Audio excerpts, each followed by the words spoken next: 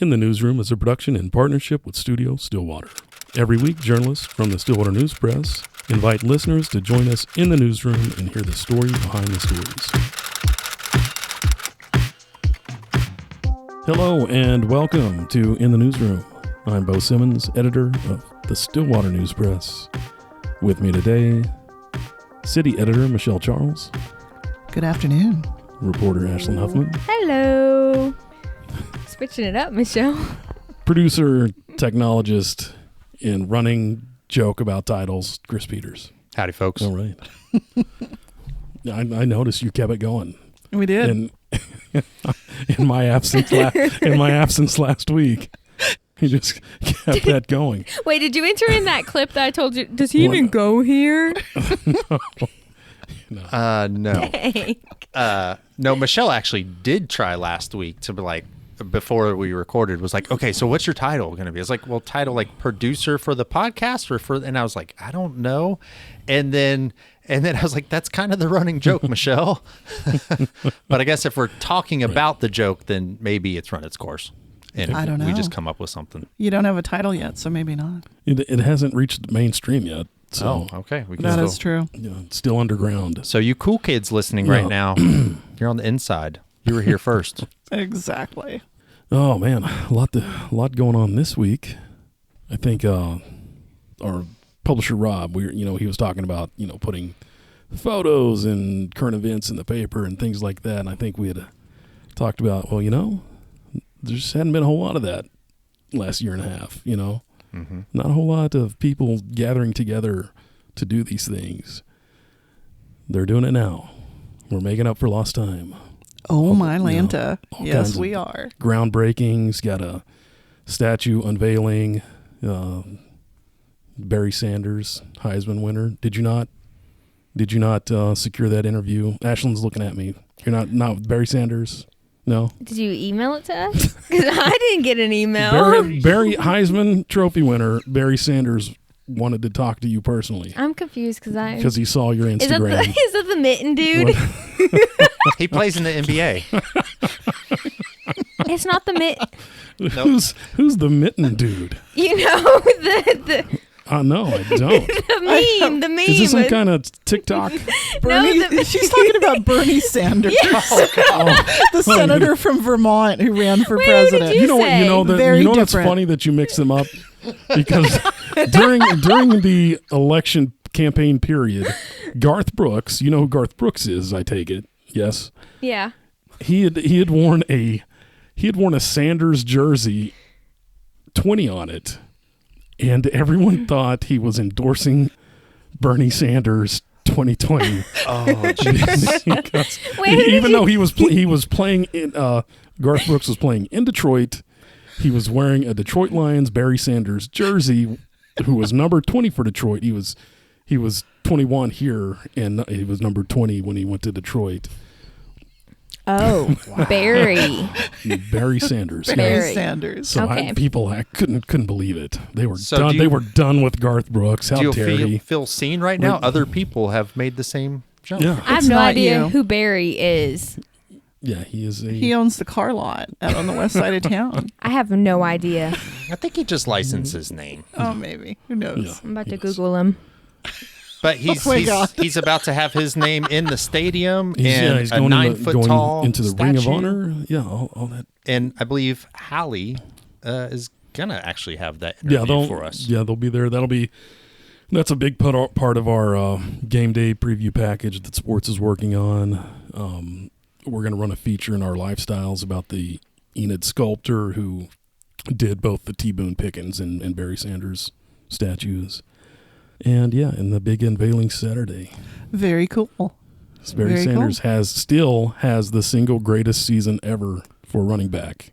As far as yards and touchdowns, it's just insane. And he will be the 4th statue on campus? Or 5th? I mean, you're just talking about the people who have sort of been immortalized in bronze or something like that. Yes. I think he's only like number 5. Yeah, There's not a whole lot of them. Yeah. Well, he's an iconic figure at OSU. Right. So Ashlynd will be familiar with him after this. There you go. Very familiar with him. Yeah, I know who Bernie Sanders is. Well, I just wanted you to know. Yeah. But that's who I was thinking of. She's showing us pictures of the Bernie Sanders meme on her phone. What did you type into Google? Did you Google like Mittens Man? No. Do you know where that photo's from? No. The Mittens Man? No, I do not. It's from Biden's inauguration. Okay, well, it's a hilarious meme. It's one of my favorites. Which also was attended by Garth Brooks. Because, I felt that on a spiritual level, guys. He looks cozy. That is a connection there. We have gone full circle. Professionals, folks. Right. Yeah, that's what we do. We just bring it all back around. So with that included, you're gonna get a lot of like Chamber of Commerce type groundbreakings as well. And Michelle and Ashlynd went to two kind of not one was like a groundbreaking, one was like what, a ribbon cutting. What'd you do? Where did you go today? It was a dedication. Okay. Ooh, she got it. Nailed it. Oh, I was rehearsing it. I checked the email right before just to make sure. What it was actually called. Yeah. Yes. It is a dedication ceremony for Stillwater Airport's rescue and firefighting apparatus. And how do they abbreviate that? And how do they pronounce that abbreviation? Cue Michelle, because I forgot. I believe it's called an ARFF. ARFF. Like sounds like a dog barking. Bring out the ARFF. There's been a terrible accident. Yes. We've got a plane coming in. Bring out the ARFF. The landing gear's out. They're going to have to slide across the runway on their belly. Get the ARFF ready. Yeah. You know what? And that thing can, not only does it carry 1,500 gallons of water, but it can also do foam, and it can do this other, like some kind of, purple powder they said? Yeah. I can't remember what it's called.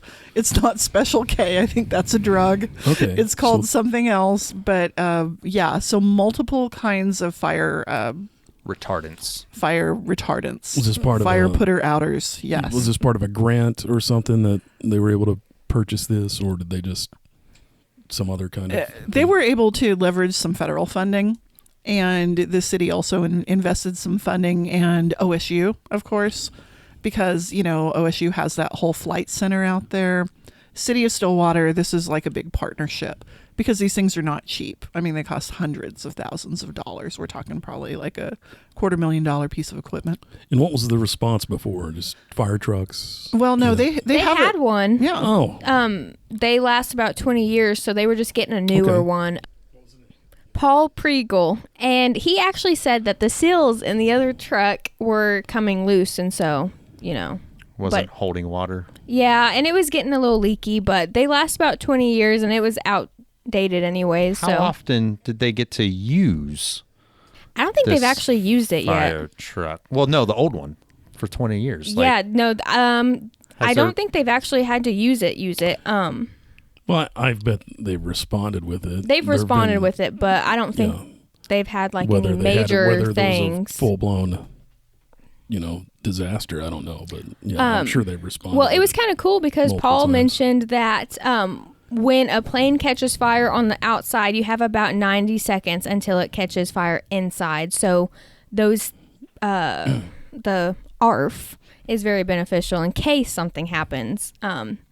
And then they have trained medics. The firefighters are trained medics, and then they're close enough to LifeNet, he said. So, but yeah, they have everything prepared just in case something was to happen. I mean, honestly, when you think about the materials planes are made out of, it's very, and it's kind of like an RV with wings or something. There's a lot of flammable stuff in there. Yeah. I only know this because at one point I was going to be an aircraft mechanic when I grew up and went to school. But the wheels are made of magnesium. Ooh. And magnesium is very hard to put out. I think that might be what that purple stuff and some of that is for like lithium ion batteries and stuff like that your regular old fire retardant is not going to put out. Can't just put water on them and have it go out. Yeah, like electrical burns really fires hot. and stuff. But yeah, those magnesium wheels, if they catch on fire, they burn super hot. So picturing this thing, am I wrong to think it's a big fire truck? It's a big green fire truck. Okay. It's actually really fancy. And you might have seen it. It was actually in the homecoming parade. So if you saw this big green truck, it was in the homecoming parade. So I think that's where it really possibly debuted to the public. Well, how close of a look did you get? we got inside of it, man. We rode in the ARFF, and Michelle used the siren, and it was just like we shot the water, and it was pretty cool. It went so fast.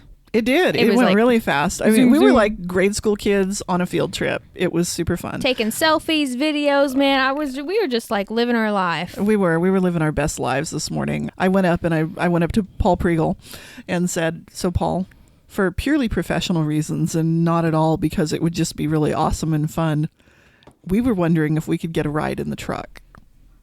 And he was like, I think so. And I said, and it's my birthday. And he said, oh, well, sure. And then he called on the radio and he made sure that they didn't spray all the water on the previous ride so that we would have water we could spray when we went out.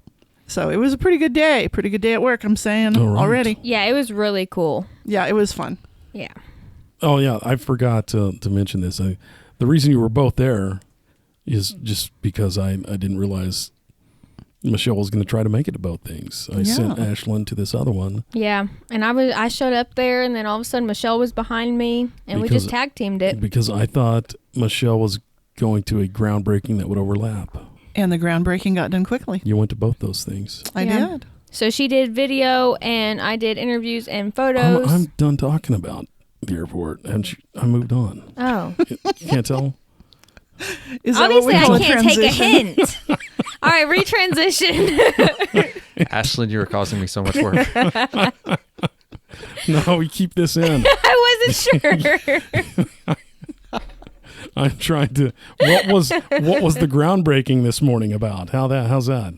Okay, the groundbreaking was with representatives from the city of Stillwater and Bluepeak, which is a company that is coming in to do fiber internet. All right. Yeah, it's actually pretty cool. They were at a building. I don't know if it's really an undisclosed location, but a building that OSU owns that apparently is a center for other telecom companies. They lease space at this building at around Hall of Fame in Western. Okay, and it wasn't where I expected it to be. Well, that's what I mean. When you guys were looking, it. you thought, is this the middle of an empty field or something? So the address on Google Maps took it way farther north by the Western Fields, the ropes course and all that stuff. But then on my way to work or way to dropping my kids off to school, I went by, and it's the old, I guess, dining services. Central Dining Services building that's right by the bridge there. And I saw a bunch of hard hats, and I saw a trencher, and I was like, oh, I bet you that's it. So I texted Michelle. I was like, I think it's possibly here instead. He sent me a message. I didn't see it. I was driving up Western. I saw a bunch of hard hats and a trencher machine, and I thought, I wonder if that's it. Yeah, and I thought, well, we thought it was up the road, so I'm just going to go further up the road and make sure that that's not actually it. Went up the road, didn't find it, went into the airport, turned around, hauled butt back, got to the parking lot, got parked, and ran over there just in time to get a photo of them as they were standing on the shovels and smiling right before the group broke up. So it was just like, phew, right under the wire. And to be fair, like if you go past it, I mean, you pretty much have to go almost all the way to the airport to even turn around. You do. There aren't a lot of places to turn around up there. So. And then you have to go back and you have to find this little street that kind of like past the intersection. And there's this little road that you don't pay any attention to and you don't realize is there unless you're trying to find your way into the parking lot for this building. So, and this is kind of one story, part of a larger story. Of Stillwater trying to be all wired up and online, and it's a big movement now, right? It's huge. To get us more fiber or more connections. Well, I mean, it's a big story across the country. There's been a big push, for a number of years, but particularly now with the big infrastructure bills. The pandemic obviously really highlighted the need for broadband, for high-speed internet, particularly in rural areas and smaller communities. In Stillwater, we're one of those towns where we're not huge, but we have a very educated populace. We have people, a lot of businesses, the headquarters for some international businesses here. And between that and, pandemic related things where people were either working remotely or you had kids who were doing virtual learning or people having to talk to their doctors via telehealth apps, it's really highlighted the need for that. Not only that, but homes are different now, right? I mean, people are not you might be getting rid of your cable. So now you're streaming things online. Maybe your kids are gaming. And now you've got like a smart refrigerator that keeps track of the food that you're running out of. And that's connected to the internet. You've got a wireless, system, a security system for your home, your thermostat. I mean, these homes that are more and more wired, it gets to the point where bit by bit, it takes up more and more of your bandwidth, and people really need more bandwidth to run a modern household.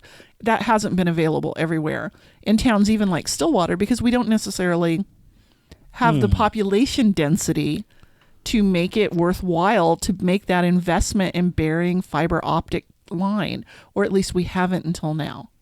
So we've got this company coming in that kind of specializes in smaller communities like us. So if Skynet ever happens and creates Terminators, we just have to overload it. We just have to send more, stream a bunch of videos at the same time. Exactly. Yeah, right? Okay. Yes, everybody log on at once.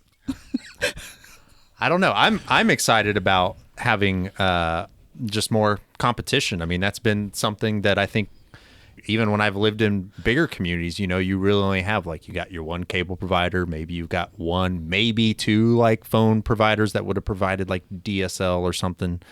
And so having finally, fiber connections of what we would refer to as 1 gig connections, 1 gigabit connections. I mean, larger communities have had this for, more than a decade. And so I think it'll spurn a lot of possibilities, especially with more, I think, entrepreneurs and people that they want to work from home. They can build their digital widget. They can program software. They can do a lot of things, but they might want to live here, but they need a big old fat pipe to the internet. Exactly. You can be an entrepreneur. You can have your own business that you run out of your home.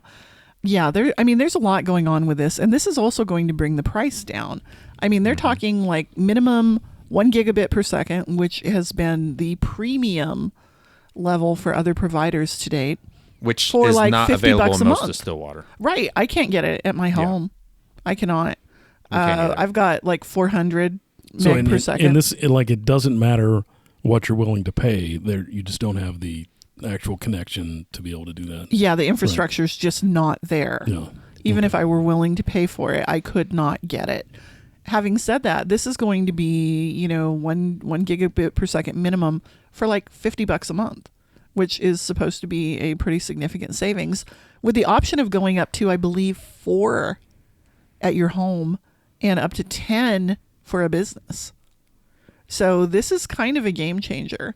And, there are communities like Stillwater that provide, we're actually pretty well positioned in terms of economic development. If you look at this as an economic development issue, just strictly that. Mm-hmm. We're, 30, 40 minutes from Edmond, North Edmond. We're an hour from Oklahoma City, hour from Tulsa, less than 2 hours from Wichita, the largest city in Kansas. We're a decent size. We're one of the hubs for our region. We have a highly educated workforce. We have most of the things you really need to live here in town. We offer a good quality of life, but, without maybe quite all the traffic headaches, without all the issues that you're going to get in a bigger city, with easy access to larger cities. Mm-hmm. What we have lacked is some of that information and infrastructure, right? Some of that ability to do these remote jobs. We are the type of community that people are going to want to look for, that remote workers, they think, will want to look for, to have that smaller town quality of life, but still be able to earn a living. So this could be a real advantage for us. Okay. So we're going to be totally online. We're all going to be so connected. But we're going to need to shop local still. See that? There's a transition, Ashlynd. How about that? That was so smooth. Yeah. Oh, when we make this a video podcast, she's going to be in trouble. You get one, and you get one. So, yeah, Chris has the newest So I think it was for the shop 2 local city council meetings store. ago that at the end they do their little announcements, and the mayor had announced a new hashtag for Stillwater. Hashtag SWO. Now, here's the funny thing about that. Yeah. Chris is the only person I know who gets outraged over a hashtag. Okay. Well, I mean, automatically though, I'm thinking Outraged. that's the airport. You were outraged. Admit it. You were It is. completely outraged. I would What does the classify O it mean? as It doesn't make sense. Okay, there. Yeah, she proved your point for you. okay. Well, then here we go. So Transition. SWO, which yes is the airport code. Right. So when I heard that, they were like, "Oh, a new hashtag," and then the city of Stillwater had put out a thing for hashtag shop SWO. Shops, whoa. Yeah. And so they were basically transitioning from using hashtag STWOK to SWO in different variants. And so I got to thinking about it and I was like, why would they do this? And so started doing some research and I reached out to the City of Stillwater's communication director, Dawn Jones, and got to ask her some questions. And the story behind it was they got a bunch of different entities together. You got your Visit Stillwater, your Chamber of Commerce, your some other economic groups like Downtown, and who else did she listen? Merry Main Streets. And they wanted to use a new hashtag that they could basically have these different variants of, and to kind of tie together more from like a marketing side of things. So the story behind hashtag STWOK, which is a gentleman in 2009 named Dalton Parsons, was the first person on Twitter to use that hashtag. And back then, I was also on Twitter, so early adopter. There was maybe 20 of us. Most people were on campus, like some students and stuff. And we used to do like tweet ups and stuff. And the first use of it is he says, I suggest using hashtag STWOK to categorize all tweets referring to Stillwater, Oklahoma. So that way it wouldn't be confused with Stillwater, Minnesota or Stillwater, New York. And so that was kind of like its organic beginning. And then when you go and you search the various social media platforms, I mean, STWOK, Stillwater owns it. Like if you search STWOK on Instagram, you will see 90% everything is people referring to Stillwater, Oklahoma, and Honda S2000 like cars. For some reason, they're using that hashtag too.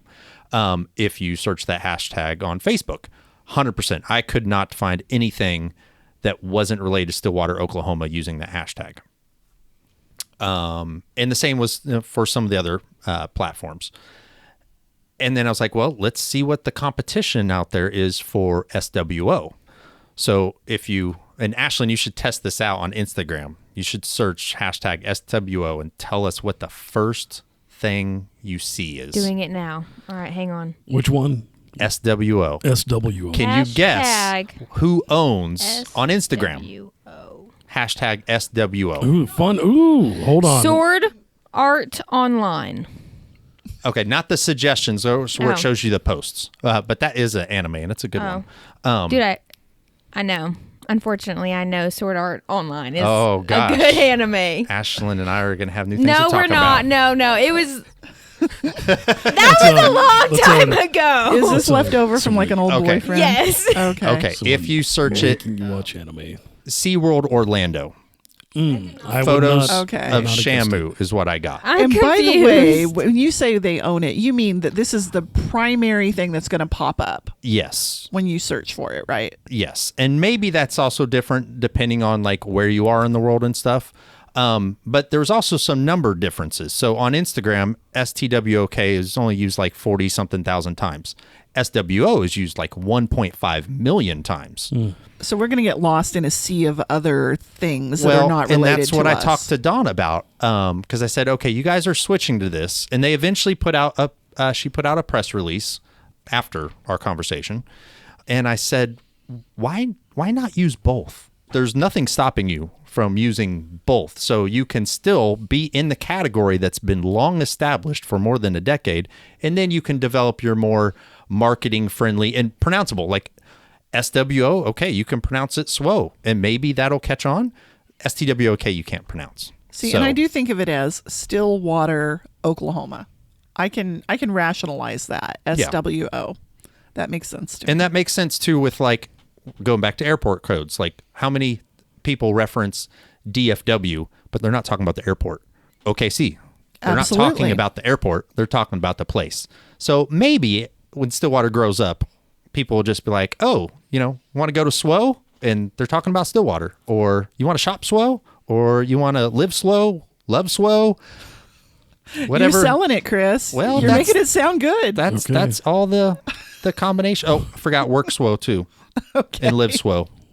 That almost sounds like a workout one. Live SWO, like swollen. Swole. Yeah, bro. So it's the interesting thing, I think, is Aren't you glad to be back from vacation, Beau? is that the city and all these entities have kind of all like come together, because I think that's cool that they're coming together to try to market things together and work together. But it'll ultimately come up to like the individual people. Do they start adopting it? Right. As a hashtag that they're going to... Like, to me, it's great from a sort of data tracking standpoint. Right. Mm-hmm. If you can look to see how many people are interacting in a certain way. It would be great for you as an organization, who is part of economic development, to be able to see what's going on. But as a consumer, I don't know. Yeah. As a user, I don't know what the user experience is, so I'm not sure. And I think with hashtags too, when you try to launch one of your own, it can be kind of problematic. And it seems like when you've already got something going, it just kind of feels like it could be a little bit, like it could take a little while to catch on. It would be sort of like if I come to work tomorrow and I go, you know what? I've decided that it would be really cool and fun if all y'all called me Mickey instead of Michelle from now on. And I tried really hard to get, I give myself a nickname and I try to get everybody to call me that. It's going to take a while for people to decide, yeah, that feels right. Well, I'm going to do that. Fine, then we'll do it this way. Here's an audience contest. Okay. It's going to be called Nickname Michelle. Oh, God. Already changed to Mickey. I can't wait to see what comes out of that one. Well, however that works, you guys can do a thing on how people can send their nickname ideas, and we'll pick a winner. Can't wait. We could technically put polls out on Facebook and on all the platforms. I can't wait. It's got to be a user experience. I can't wait to see. You got to make it about the user. That'll be great. Yeah, I can't wait to do that. Okay, I'm excited. Let's do it. We'll see what happens. Well, we have one last thing to do. Okay, what's that? Ashlynd, you ready? Bro, you're taking lead. Okay. 1, 2, 3. Happy birthday to you. Happy birthday. Michelle is 21 today, guys. I don't think you can afford this song. It stopped. Copyright. I only used 5 seconds. That's it. Happy birthday, Michelle. Thank you. Happy birthday. Thank you. Thank you. I can't wait to find out what my nickname is. Oh, yeah. I don't know. What's a hashtag? Hashtag Mickey. Nickname Michelle. Hey, Mickey, you so fine. You so fine. You blow my mind. Hey, Mickey. Y'all know the song? Can't afford that one either. Oh, man. Well, I think we timed it. I think we're okay. All right, that'll do it. We'll be back, I think, next week, maybe. Who knows, a little earlier. Who knows? We'll see what happens. For the meantime, thank you for joining us in the newsroom. In the Newsroom is edited and produced by me, Chris Peters. You can find all of our past episodes and show notes at studiostillwater.net. This podcast is made possible with support from the Stillwater News Press. Please consider subscribing to our award-winning newspaper and help support local journalism. Go to stwnewspress.com to sign up. Thanks again for listening. Until next time.